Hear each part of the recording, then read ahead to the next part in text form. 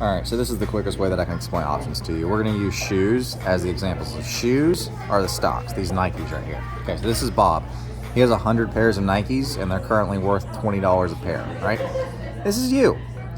You want all 100 of these. So you call Bob and tell Bob, hey Bob, I'm going to buy all 100 pairs of your shoes, and I'm going to pay you $22 a pair for them. So I'm going to overpay for them.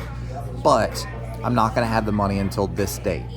Okay? That's when I get paid. That's when I'll have the money. And on that date, I'm going to buy all 100 of them for $22 a pair. Bob sells you this option. This option is a contract, okay? And let's say you paid, this can range anywhere from $500 to $16,000. It just depends. I can explain that later.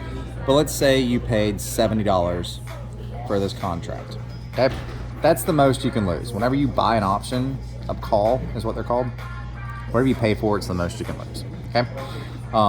So you pay him that money. That's not a deposit. He gets to keep that money no matter what happens. So you pay him $70 for that option, okay?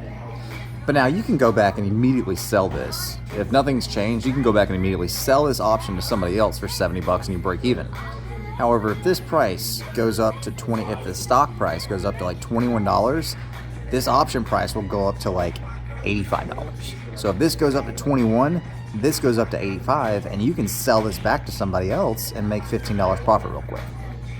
So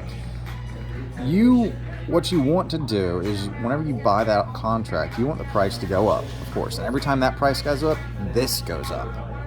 And then you can resell this at any time you want to. Now, of course, if that price goes down, if Nike releases 4 million pairs of shoes and the price of these goes down to $7, this expires worthless. So this is called the expiration date, the date that y'all agree upon that you're gonna buy. This is called a strike price. XP date is just when it goes away. So you have until that date to hope that this stock does what you want to do. Otherwise, this contract expires. So like in the example, so we've got a week and a half until that hits. They're currently worth 20. If they go up to $22 a share, this will probably go up to $230-ish.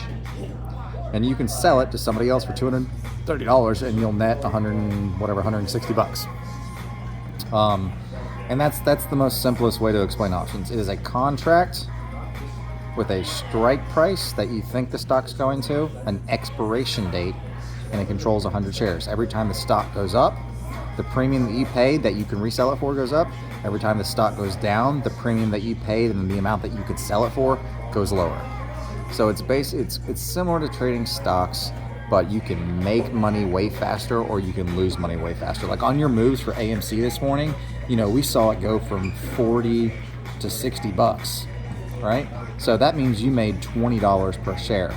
If you had an option, if it was $40 this morning and you bought a $60 up here, if you bought a $60 option and you paid $50 for it, that option would be worth $3,000 right now because it jumped that much. So yeah, you might have made $20 on one share, but if you had just one option, you would have made thousands this morning.